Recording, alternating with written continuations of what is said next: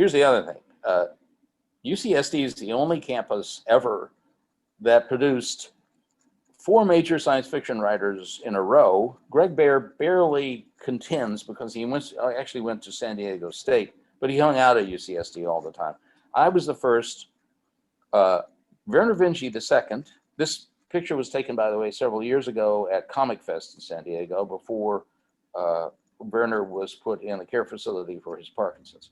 And of course, David Brin came later. And the guy who's not in here is Kim Stanley Robinson, who was the last of them. He went there to study Marxism in the English department, which is noted for its economic prowess. This was this gang still around, which our neutral agent at the time of myself, Baer, Brin, and Benford, he termed the Killer Bees, and promoted that everywhere. All 3 of us wrote sequels to Asimov's Foundation series. A great opportunity. Now, in terms of fandom at this era, we were both joined a private APA called Little APA in the 1960s. And our fans activity, a great deal of it, mine entirely was in Little APA, and so is not widely known since they didn't circulate. But boy, it was interesting. Little APA had the real cream of fandom in Rotzler and Grinnell and Rayburn and the Busbys and Silverberg and well, it just, the list went on, except it was limited to 15 members. And it was terrific. It's still going on. I'm a member, Greg's a member, and it's down to 13 members now, I think. And like FAPA, it's dwindling away. But as you'll see, I have been in FAPA for the last 8-10 years as well. And unfortunately, Werner and Greg Baer are now quite ill. Greg is recovering from serious heart surgery from several years ago, and David Brin is still smug and is still talking. Right. Next, I guess. Oh yeah, this is on the second trip I took to visit Arthur C. Clarke in Sri Lanka. That's my second wife, Elizabeth Benford. My first wife, Joan, died of cancer in 2002. We were actually the last foreign visitors to Arthur before he died. That's in his study. On the bookshelf behind him is a set of diaries. You can't quite make it out. He kept a diary for every year from 1932 onward, which was a major source of information because he was involved in British fandom and the London gang. And all of that has been used by his first biographer,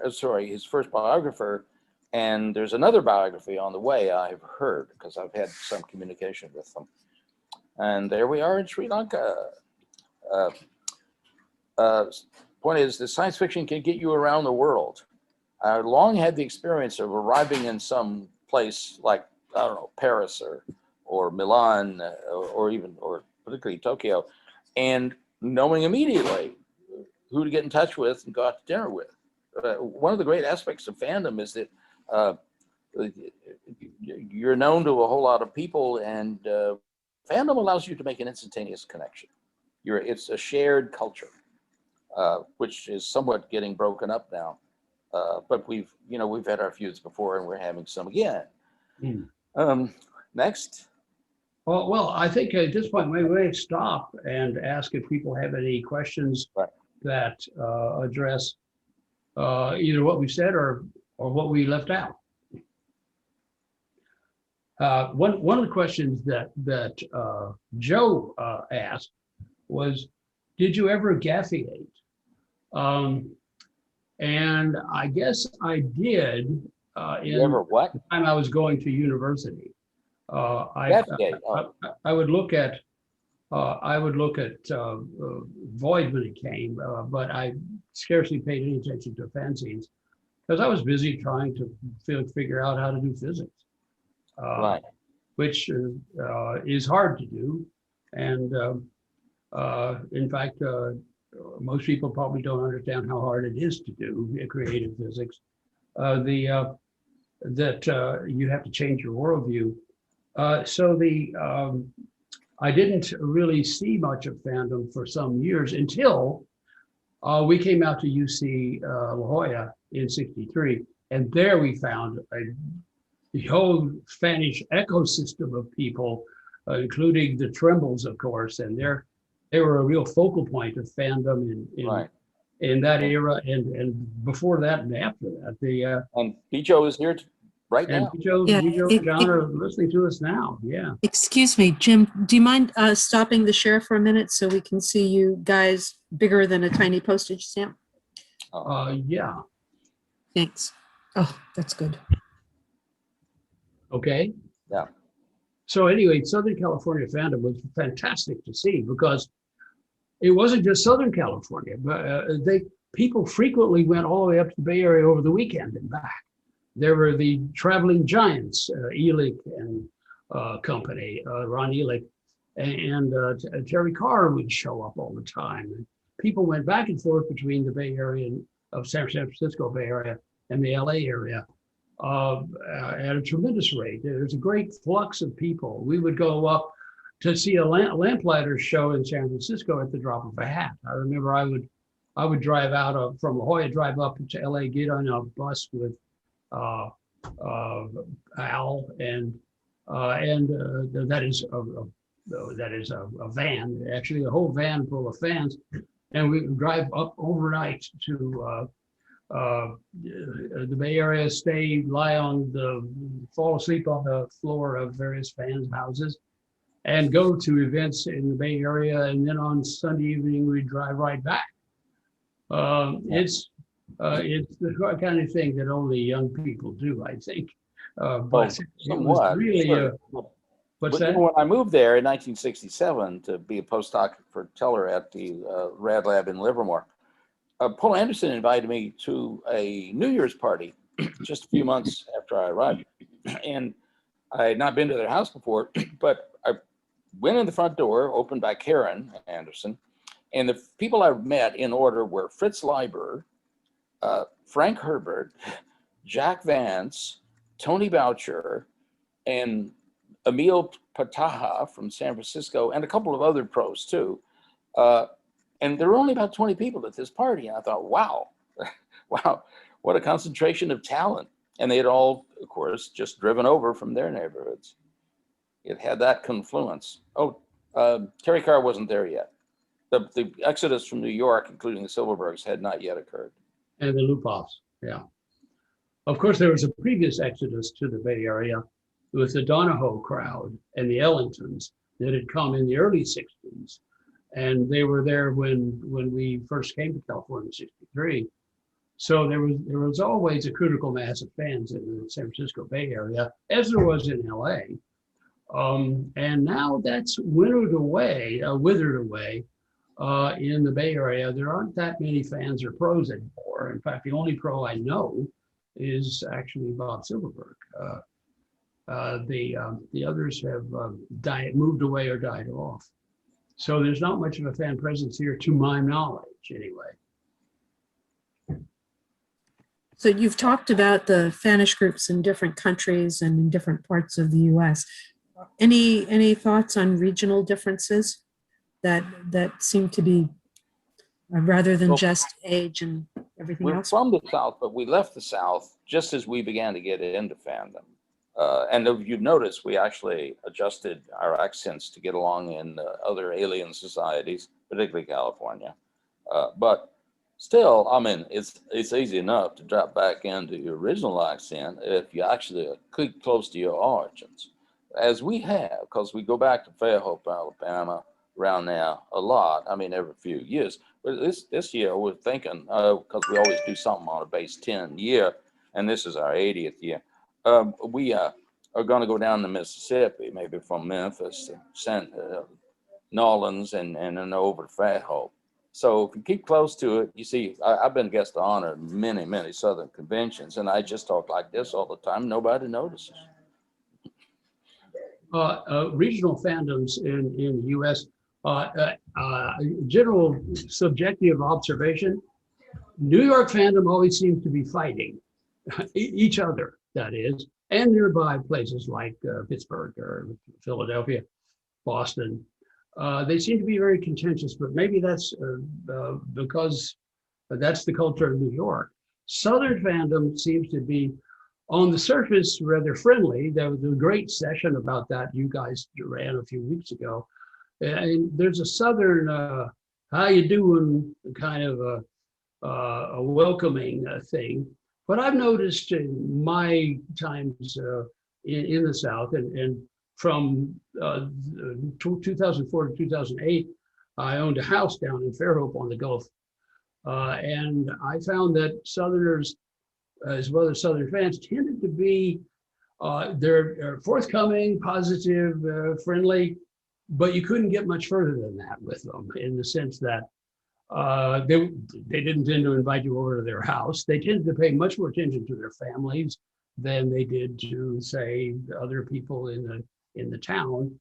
And so I think it's a different culture from fandom elsewhere. And I couldn't give you a comment about Midwest fandom, but Southern California fans seem to really stick together a lot and do a lot of things together. I remember going to LASFAS meetings in the 60s when we were both in Corona, working at the Naval Ordnance Laboratory, and then when we were down in La Jolla, going to LASFAS meetings, and after the meeting, the Spanish fans would go off to a separate Denny's or something like it, and stay up late talking to each other and eating pie and drinking coffee.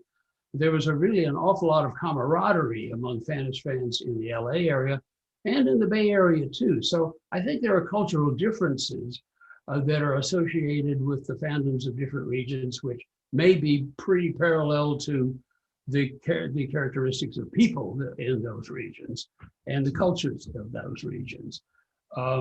Foreign fans, I can't draw a clear picture of them since they don't seem to have quite the nationalistic characteristics that we tend to associate with, say, the English, the French, the Dutch, the Swedes. I don't see that very much in the fans. They seem to interact mostly on a fairly equal basis and not carry around a lot of national traits. That's just my opinion. What do you think, Greg? They reflect their flavors, though. Remember Jean Lenard's fanzines based on pataphysics, which was a satire of metaphysics, because he was heavily influenced by the cultural comedian Alfred Jarry. Lenard's fanzine then echoed that art movement of the 50s. And if you ever can get a copy, they're very rare. It's almost like an alternate fandom in which everything is satirized. Mm-hmm. And they industriously put out all of these fanzines, he and his wife, for a brief time, a couple of years, and then vanished. The same as Jan Janssen put out a regular fanzine, more or less as a Belgian point of view of science fiction. And when he got a admission to the United States, he moved to New Jersey and dropped fandom entirely. I never heard of him again. But the British fanzines we all know well, and they are much closer, I think, in spirit to the American, although being British, there's always an interesting class element in British fandom.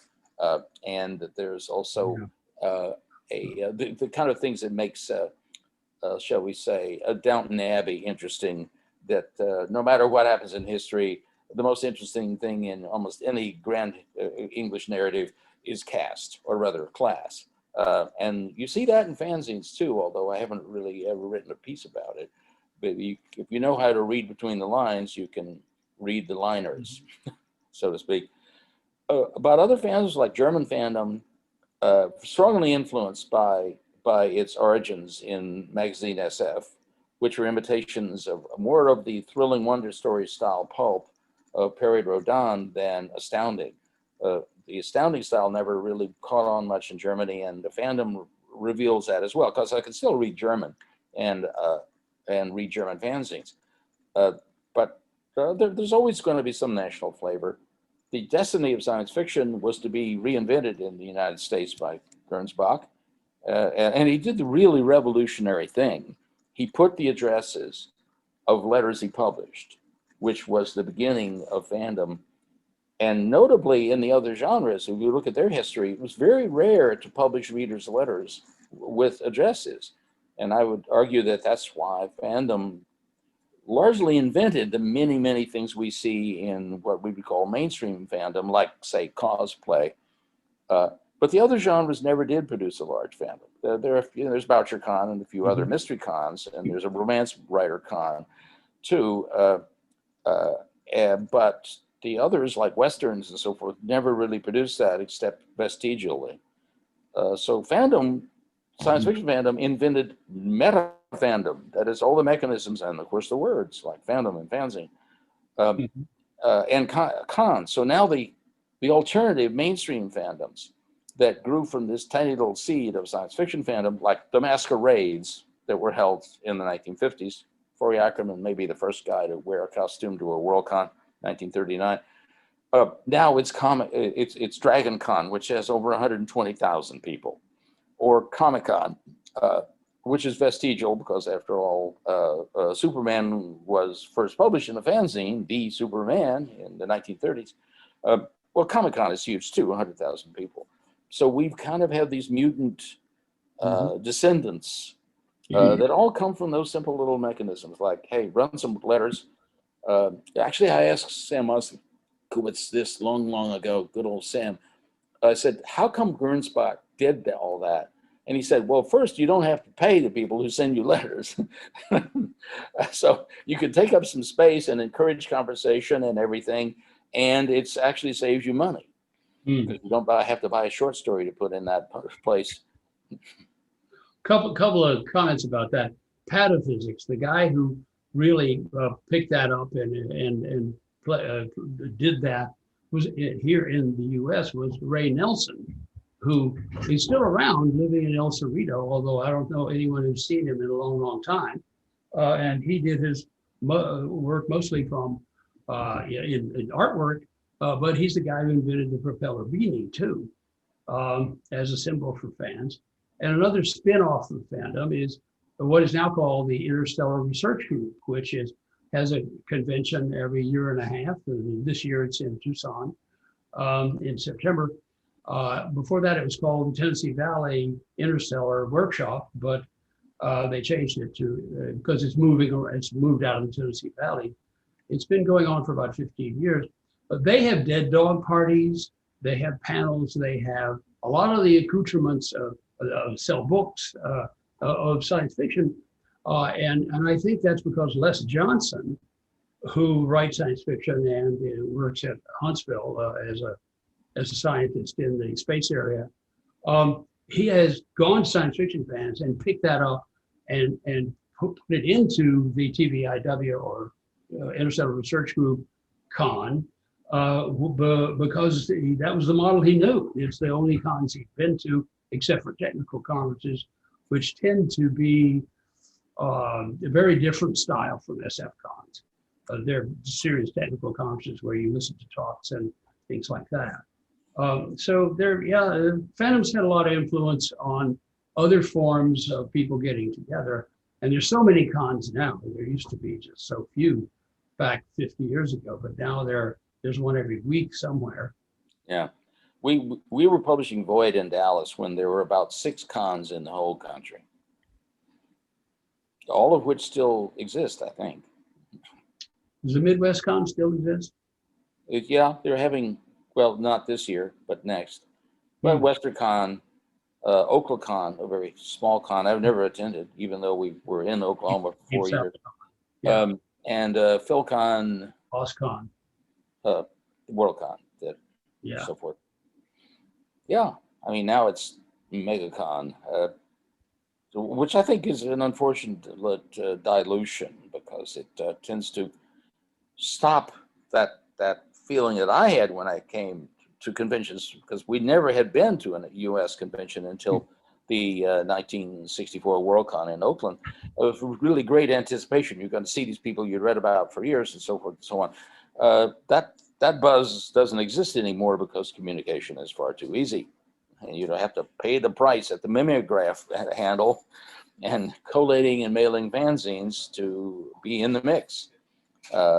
It's useful to see activities as the threshold necessary to take part in them. The higher the threshold, in a way, the greater the reward when you actually do it.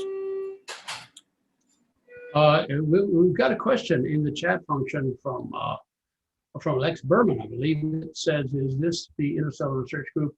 And you found space/IRG 2021. Yeah, that's it. That's it. It's changed its name from TVIW just a year or so ago, and it's a pretty respectable meeting. I think this is 3 or 4 days. I'm going to give a talk there, and it's a serious meeting to consider both technical and sociological aspects of interstellar flight and the deep future, and also the search for extraterrestrial intelligence and other topics like that. It's a good meeting. It's evolved over time into a larger meeting, and I ran it essentially in 2017. It's a good meeting. I'd recommend it, especially if they actually have physical meetings. A meeting this year, which I think they pretty well will do. It's 6 months from now in Tucson. But by the way, LostCon, maybe the first con I know that actually has announced that they're really going to come back and have a physical con this year. It's right next to LAX and in a Marriott. I've been going to it for a very long time. I'm the guest of honor this year too. It starts the day after Thanksgiving, but they're clearly going to put on a real con, betting that we will be past the point of herd immunity, at least.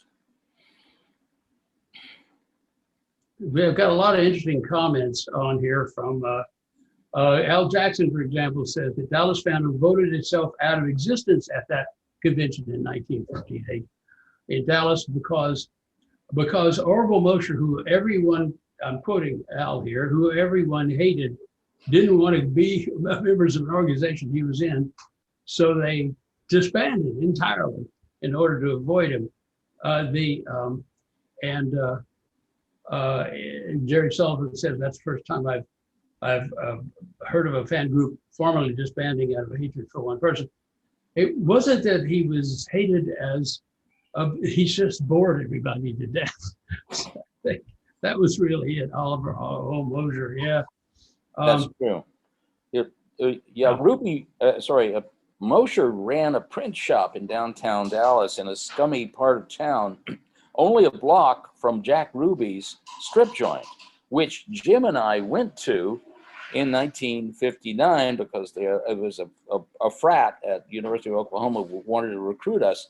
So they had a dinner at a country club, and then they took us to this strip club, and I remember very clearly Jack Ruby taking our tickets in his pork pie hat. So Orville was down among that crowd, and of course Ruby later shot Lee Harvey Oswald. Right. John Berry asked a question: when did Knut Ruma write the fanzine review column that Tom Reevey published posthumously much later in Trumpet? I don't know. He wrote it just after he came back from Dallas. Probably because he arrived and there were a bunch of fanzines. He wrote it, he sent it to Reemy. Reemy took a long time to publish it in Trumpet, was it? Yeah, I guess. Yeah. This is the kind of stuff that's on my hard drive, and I haven't found a way of getting it off. All these memories. Let's see. Yeah. Ad Astra has just moved themselves to 2022. Yeah. What is Ad Astra? That was from Lloyd Penny. Yeah. I don't know what. A lot of cons are displaced into next year, but LostCon is not. It's Thanksgiving. That's what it is. Yeah. Okay. Well, let's see. Unless we've got some more questions, maybe I go back and finish up the slide. Yeah, go back. Show and Okay. tell. Yeah. Um, And we go back to this, and and onward. the next slide isn't happening. I can't move it. Oh, yes.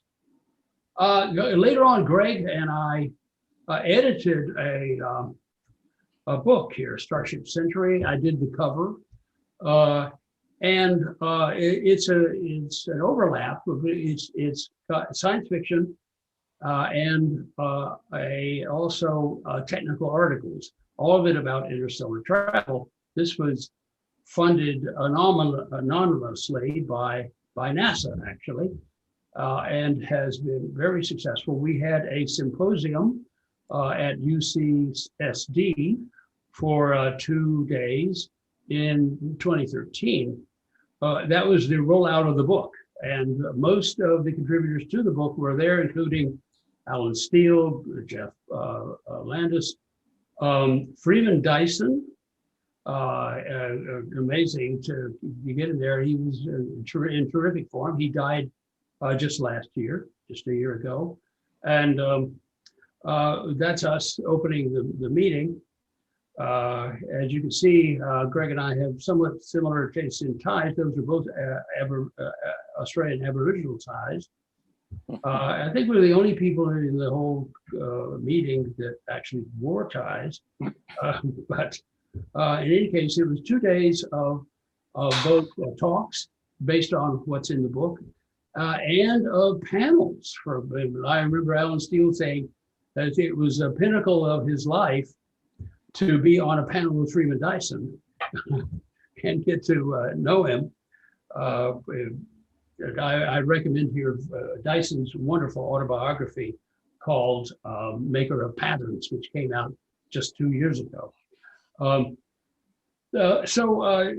Starship Century was very successful, both as a symposium, because it drew hundreds of people, and also as a book, because it's made now the total revenue input to is $65,000 from that book, and which has been most of which was given to pay the people who wrote the book and drew the illustrations. There's many color illustrations in it, about 50, I think.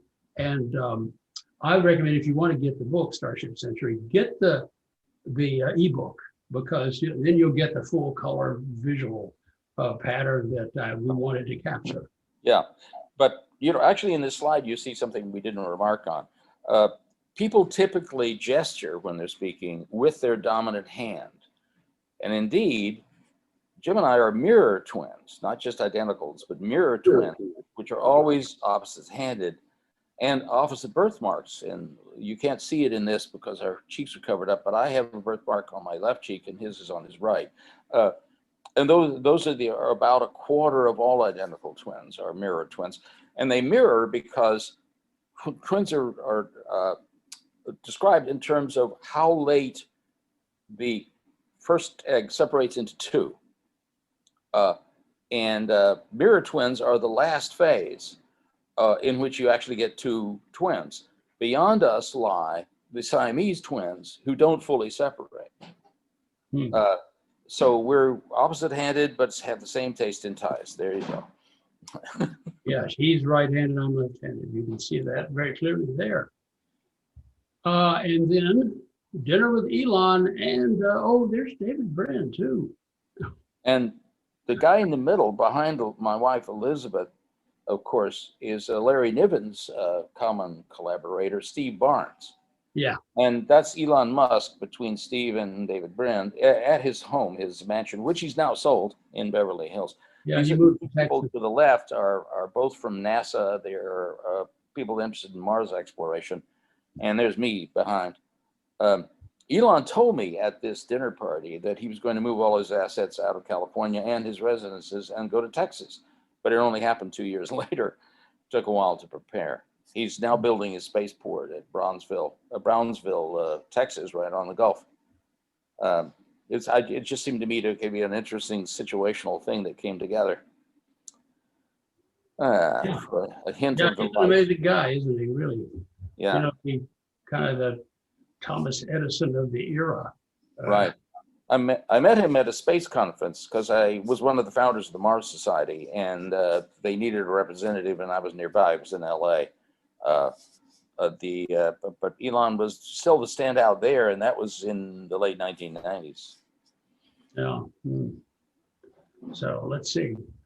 One of the things I've done is become very interested in astronomy and the astronomical community and the SETI community. And this is me in Trinity College with the Royal Astronomer, Martin Rees, who's was in charge of both Trinity and King's at various times, colleges in Cambridge. And we get together, up until the pandemic, we would get together every year in either Cambridge or London. And he was very kind to contribute a piece to Starship Century. Yeah. He's also a major SF fan without ever being in fandom.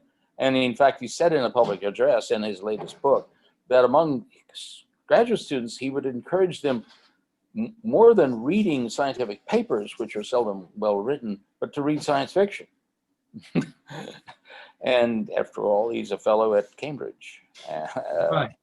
And he said, he has said, and as you well know, Hawking, who you also know, Greg, was a big fan of science fiction. Oh, In huge fact, fan. I wonder if you read anything else. Well, Hawking told me that when he went through English classes as what we would call a high school student or an undergraduate, he never read the text in the English classes because he could write well enough to write an essay and get by anyway. He spent all of his time, wasted all of his time, he said, reading science fiction. And in fact, actually, he asked me to co-edit a book with him of his favorite science fiction stories. The problem with Stephen was that he could not remember the author or the title, which meant that he said, look, I'll just describe the plot and you'd go find the story. And to me, that seemed to be too much work. And I was busy with a bunch of lab work at UC Irvine anyway. I haven't mentioned going to Irvine, have I? Yeah, well, that's fair. I'm still a professor emeritus and live on the campus. Anyway, so I didn't do the book with Stephen, which was maybe a mistake. There's another book you didn't do that's worth talking about, and that's the one with Buzz Aldrin. Oh, with Buzz, yeah. Buzz lived in Laguna Beach near me.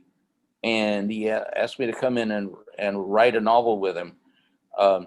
And it was interesting. His agent got in touch with my agent, blah, blah. I went over there, had a very interesting lunch with him and his wife. And I remember coming in, I wrote an essay about this somewhere, didn't I? And on the wall was a picture of a guy bailing out of a MiG. I could tell it was a MiG. And he was coming out and his chute was opening up. And I said, this is your gun camera, isn't it, Buzz? He said, yeah. He shot down this Russian Soviet pilot over North Korea in the Korean War. But the point is, he sat down and told me the outline of this novel. And then he said, here's my contribution, and you're going to have to do the rest. It was 2 pages long. And I said, I don't think I want to write a whole novel based on somebody else's outline. So I moved it on to John Barnes, the SF writer, and he wrote 2 books with Buzz, and they sold very well. But I just didn't want to much do that. Mm-hmm. So those are two people, famous people, I turned down writing a book with. Yeah, right. Can't be some doubt on my professional judgment. I might add that Aldrin, many years later, met the pilot he had shot down, who did survive. Oh, that's right, he did. Yeah. Yeah, he was of course a Soviet. He said we weren't supposed to mention this in the news media, but we knew that all the North Korean jets, so-called, were actually being flown by Soviets because we could hear the transmissions on our headphones, and they were speaking Russian. Anyway, funny side axes that fandom will take you down. Yeah. And here's, we get together with the Silverbergs often. Here's Bob and Karen Silverberg with the Benford. There's a picture of my wonderful wife, Hillary, who's English. And at our favorite restaurant, Rev, the French restaurant, the best French restaurant in the Greater Bay Area, I think, which is just a mile from here. And we get together with them for New Year's Eve every year, the Silverbergs, that is.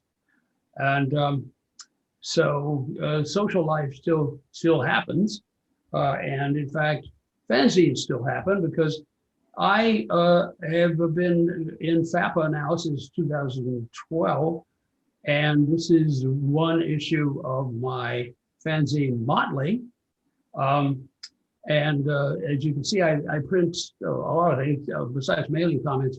I tend to put in feature articles by various people about things related to science fiction and fandom. And that picture up there, I'm very proud of. That is a cubist picture. You know, there was an exhibit at the Tate Gallery in London some years ago about cubism, and they painted the walls of the museum in a cubist way. And all I had to do is take a panorama. That's my wife Hillary on the right. I just took a panorama of the walls, and it makes a nice cubic picture, doesn't it? Notice the stair coming towards you and another stair going away, as well as the walls going back, but you know, it's at the sides. It's one of my favorite photographs I took. Yeah. And I think that's the last slide in this time-binding exposition about the Benfords in fandom. Yeah. So I'll stop sharing, and we can go to questions and such, and comments. Is Bob Littman in this group? I haven't paged all the way through. I don't believe so. He didn't ask for a link. Yeah, someone, Ben Yellow, commenting that Rees had an article in Stellaris, a collection of stories published by Bain 2 years ago. I have that, and I haven't read it, actually.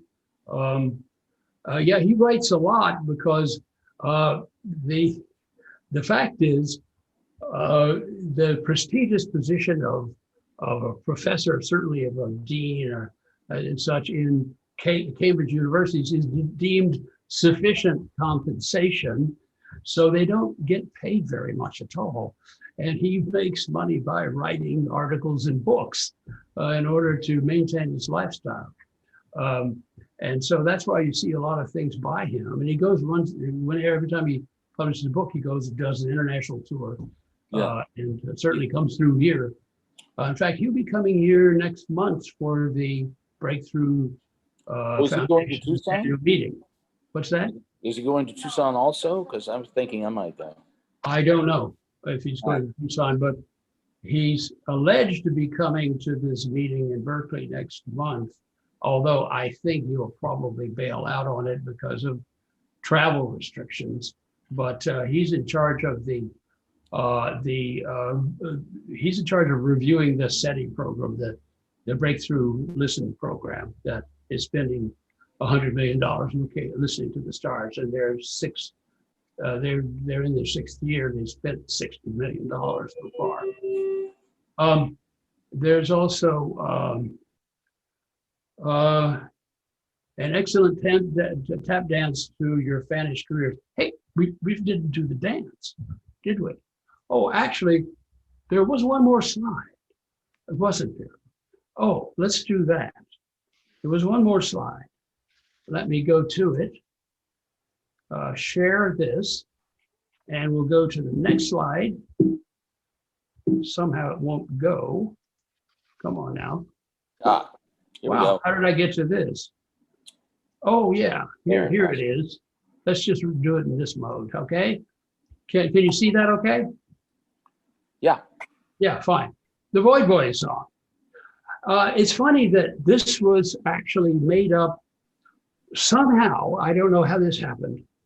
We sing songs of fandom, hitting out at random, for we are all co-editors of Void. That was on the cover of several issues of Void, as I recall, those words. But we never heard the song. The guys at New York made up the song and sang the song. Nobody recorded that. And Greg and I figured out how to sing it. And when we went to Terry Carr's memorial, which was in a park here in the Bay Area, Ted White came out and we sang the song. And you know what? We had sung the same song as the people in New York had. We had the same tune. I don't know how that ever happened. Do you? Cultural convergence. But we went through and tried all the various pieces of that had been bandied about by various people. We tried to assemble them all in this version and even make it rhyme. So there you have it, folks. One of the oddities of Void is that I never met Pete Graham, and that until 1963, I had never met any of the others, Terry Carr or Ted White or Pete. It's weird in a way when you look at it. This whole fanzine had 29 issues, and finally had the last one, number 29, published in 1969. Years after it had been put on stencil, something like 7 years later. Most of the people, while they were doing it, had not met us, Jim and myself, at all. They knew each other, and of course, we foxily got Ted to do most of the actual labor on Void after number 13. But I continued to edit the letters, and I got contributions from people like Harry Warner and Walt Willis, so on. It was a great time, I thought, and boy, what an easy way to edit a major fanzine, right? Just sit back and occasionally write pieces, and I spent all my energy writing the editorials, and that's where I really learned how to adopt a voice in writing, because the voice of the editorials is not truly mine. It's not even in a Southern accent. But it is a set of mannerisms that I had learned from Bay Area Fandom and Burby and those guys. So I learned to ape others, which is the number one way humans learn anything, after all. That's why we have families. That's why it's called aping. That's why it's called what? Aping. You said, I ape. You learn by aping. Aping, right, yes. Right. So that's why I found it very easy to write science fiction, because I knew the field, and I'd actually learned how to kind of put yourself in another place and take an attitude and so on. So it's been a real gift. And just, well, for both Jim and myself, the fact that we knew how to put things in order in print and how to assemble, say, a whole issue of a fanzine, or in Jim's case, an entire grant proposal. My favorite, I think, original joke from way, way back was that science fiction, scientists think they have no relation to science fiction, but every grant proposal is a work of science fiction, except, of course, the budget, which is a fantasy. Right. And so the point is that skill set led to our success in later careers, very, very different from it. After all, theoretical physics is not really like we're publishing a fanzine, and yet there's a kind of overlap. Many of the people who have done imaginative science fiction imaginative science were readers of science fiction. I mean, that's a known fact. I asked Asimov about it long ago, and he said roughly 50% of the scientists he meets have read science fiction, and particularly Asimov. So to me, it's an interesting convergence of two major themes in the world. That is, modern science fiction emerged from Hugo and the magazines and all that. And modern science emerged in part through the United States, which invented different ways of doing science. It's the reason we developed a nuclear weapon and nobody else could, even though every major combatant in the Second World War had a nuclear program. The Soviets, and most people don't know this, the Japanese had a nuclear weapons program. It was in Tokyo. So, of course, so did the Germans, and so did the British. And the French even had one, people forget, run by Curie, but he was just investigating isotopes. He never got to the point of trying to actually envision a weapon. The point is all the major combatants were in on the game, but the only one who actually built a weapon was also the originator of modern science fiction. Yeah, true. America was the only one who built a nuclear pile, which is something you have to do if you're Right. going to get the data You to have to build do the it weapon. first. And it was built by Enrico Fermi and with collaborations from Edward Teller and a bunch of others. And it was, and out of the blue, I got a job offer from Edward Teller in 1967, in part because Maria Gappert Mayer, who taught nuclear physics at UC La Jolla, and whom I worked with some on nuclear physics, she and her husband Joe actually read science fiction. She won the Nobel Prize for the first really good theory of the shell model of the nucleus. We won it, by the way, when we were there at UCSD, UCLJ. Anyway, that's a footnote. Yeah. What more? Well, I think that really concludes our remarks. But as you know, we can do some tap dancing, as John Berry says, on any other subject you'd like to talk about. So Jerry proposed a good question. There are a number of folks on the Zoom session today that have known you guys for many years. And does anyone have a story or an anecdote, especially about the early days of the Benford brothers, that you would like to bring up? Well, gee, we don't have our lawyers on this Zoom. You know, Jim, why don't you sing part of the Void Boys song just for posterity? Let's see. We sing songs of fandom, hitting out at random, for we are all co-editors of Void. Well, that's the chorus, and that's the best part, right? The thing about keeping the Sircons annoyed and payments will frequently avoid, all of that fits in. You can imagine the rest of the song. Or sing it yourselves. Yeah, sing it yourself, yes. So, does anyone have any questions that they want to ask? Well, I think what Jerry Sullivan is asking is a very good question.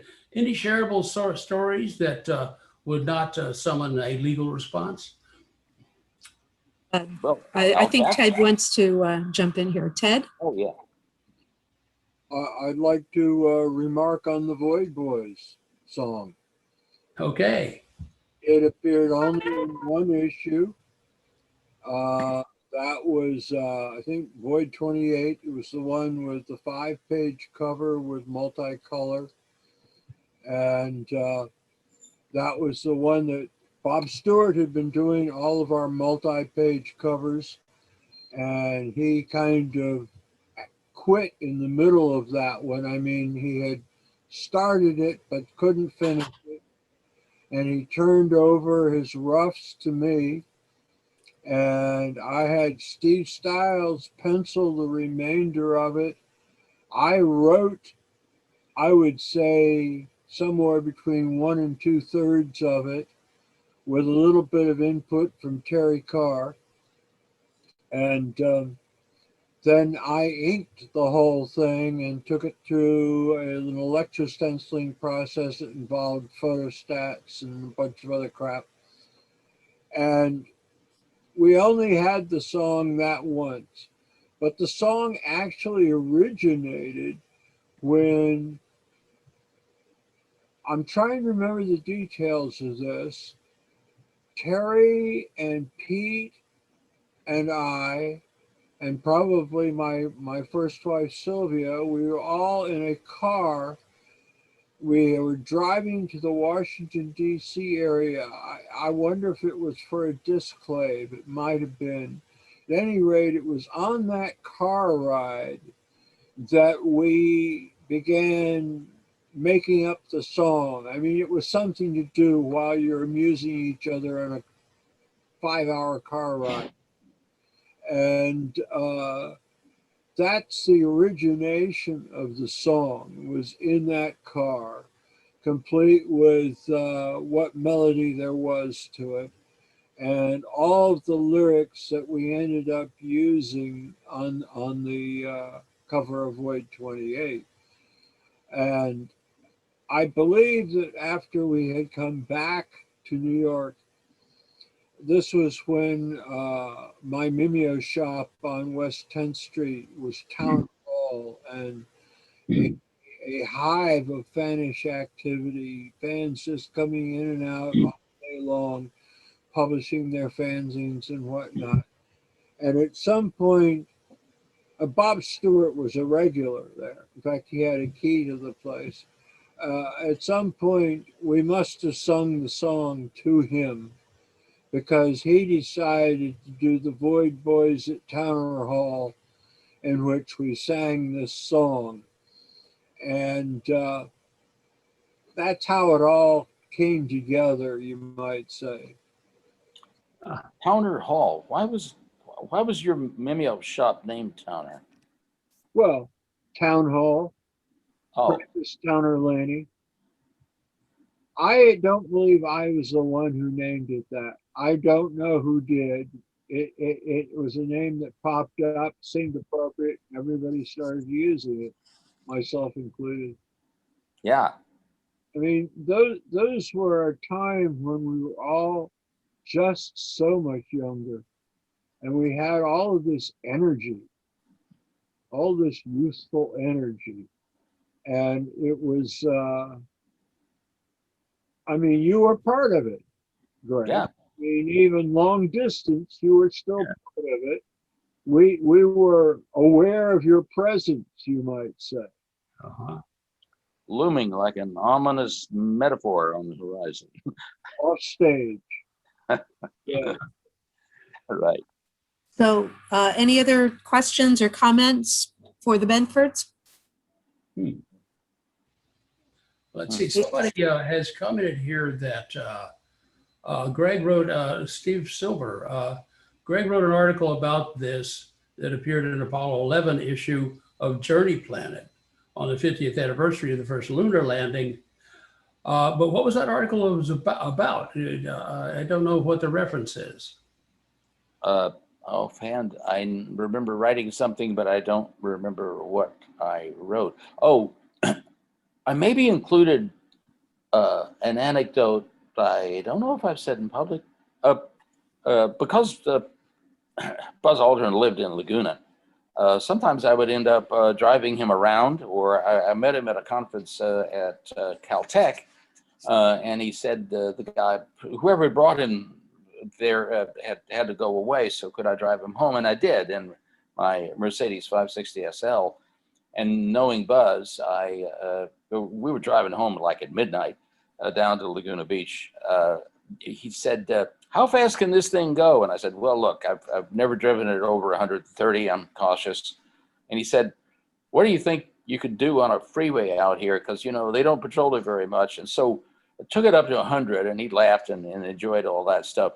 And then he told me a funny story that the last time before going to the moon, he saw his father, and his father said, look, I got a plan.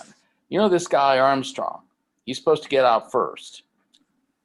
When you guys have opened the hatch, why don't you just move over there and go down the ladder real quick, and you'll be the first man on the moon. And Buzz said, I had to tell him that after all, it was so cramped that to get to the hatch, I would have had to crawl across Armstrong. He was sitting next to the hatch for a reason, and that I didn't want to get into a wrestling match about who was the first on the moon. But I'm not telling people about that because my father was, he was a good guy, but he was very competitive. So I told Dad I'd look into it. I didn't actually challenge him on the fact. And I'd never heard that story anywhere. Yeah, it would have been quite funny for them to have a fight on the moon, because the limb was made of such tissue thin aluminum that if you just punched it, you could punch a hole right through the wall, which would have ended everything. Anyway, it's just really strange. He said, do you have any idea how hard it is to get in fully rigged out in a spacesuit when you're in essentially a broom closet, and then you have to crawl out? Yeah, he was full of stuff like that. He's a very amusing guy, and he's still with us. With us. Right. Yeah. So is Collins too. Yeah. We're kind of tailing off here, so if there are no more questions, I'm going to turn off the recording and let everyone just socialize. Okay. No more Okay. questions. Thank you very much, both of you, Jim and Greg Benford, for coming and spending your Saturday morning with us and telling us about the last, how many years? 70 years in fandom? 67. Quite a long time. 67. Yes. All right. So, And no time off for good behavior. Well, it was a pleasure.